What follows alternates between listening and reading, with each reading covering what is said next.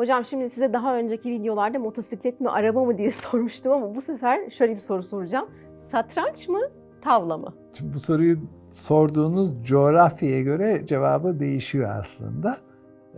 Biz çocukken babam bize abimle birlikte satranç öğretti. Ben sanıyorum ilk öğrenmeye başladığımda 4 yaşında falandım.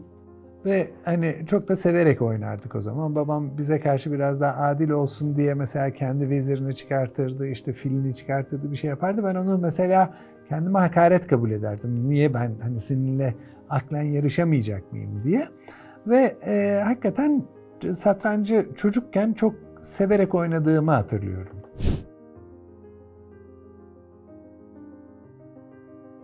Tavla hiç öğrenmedim. Hala da tavla bilmiyorum. Ve hayatımda da tavla oynamamış olmanın aslında sanıyorum problemleriyle karşılaşmış durumdayım. O da şu.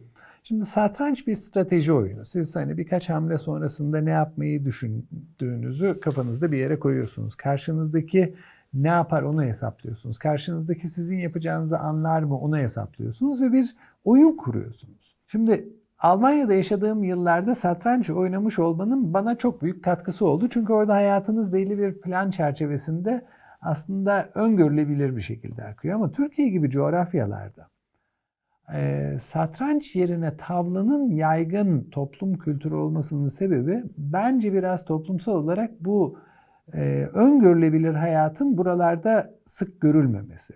Burada hani bir zar atayım. Şansıma ne gelirse ben o şansımı en iyi şekilde kullanayım diye bir belirsizlik içinde yaşıyorsunuz aslında. Ve hani sizin stratejileriniz aslında çok uzun vadeyi içeremiyor. Çünkü öyle bir zaman size tanınmıyor. Siz çok güzel bir oyun kurdunuz, geliyorsunuz. Yandan biri geliyor, satranç tahtanızı tekmeliyor, taşlar dağılıyor. Böyle bir dünyadasınız. Dolayısıyla yeniden zar atıp, yeniden bir strateji geliştirip daha dinamik, daha elastik, daha kısa vadeli planlarla gitmeyi öğrenmek belki bu coğrafyanın aslında ihtiyacı ve aslında bize öğrettiği. İşte bu coğrafyada satranç kültürüyle gelip tavla ortamına düştüğünüzde siz artık ben bu üniversite beni davet etti, ben buraya geldim, burası benim artık emekliye ayrılacağım yerim diye baktığınız noktada bir bakıyorsunuz o üniversite değişmiş, idareciler değişmiş, bizim hedeflerimiz değişti diye bir anda satrancın kurallarını bile değiştirebilecek bir belirsizlik yaşanıyor. Dolayısıyla hani böyle bir yerde tamam o zaman ben de zarımı bir daha atarım, yeni gelene göre yeni bir strateji belirleyeyim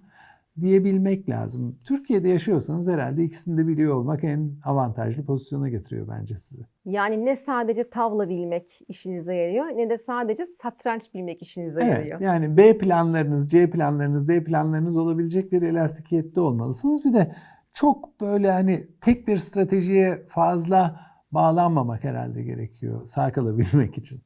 Avrupa'da böyle değil mi? Daha az böyle. Yani eminim orada da belirsizlikler var. Yani şu an bakıyorsunuz bütün dünyanın dengeleri değişiyor. Ama Türkiye'den genel olarak daha uzun vadeli planlar yapabiliyorsunuz oralarda. Şöyle bir şey de var aslında. Evet, hayatın tek düze gitmesi, bir strateji çerçevesinde ilerlemesi insanı rahat ettiriyor. Ancak diğer yandan da bazen zarların kötü gelmesi, bazen zarların çok iyi gelmesi de insanı güçlendiriyor gibi Kesinlikle, düşünüyorum. kesinlikle. Bakın ben onu demedim. Ben hani hayatıma bir plana koyayım ve tek bir yolda baştan yaptığım çerçevede bu çok sıkıcı bir şey. Dolayısıyla gerçek hayat böyle değil, tabiat böyle değil. O elastikiyetin olması çok iyi bir şey. Ve hani siz onu yitirdiğinizde zaten tabiat sizi içinde tutmaz. Ama yaptığınız bir plan da hani belli bir kısa orta vadede en azından hani kendi içinde tutarlı bir şekilde işlerken tamamen alakasız dış faktörler yüzünden bunun uygulanamıyor olması frekansı aslında burada en önemlisi. Türkiye gibi ülkelerde maalesef bu frekans çok yüksek. Yani sürekli siz bir plan yapıyorsunuz, biri geliyor bir kural değiştiriyor. Yani o can sıkıcı tabii ki. Evet, o yüzden Türk insanı her şeye daha mı dayanıklı? Evet çok ben hani aslında adaptif gücü çok yüksek bir topluluk olduğumuzu düşünüyorum. Hani bunun içinde biraz pragmatik bakış açısı şu an hani iyi bir değer gibi yükseliyor.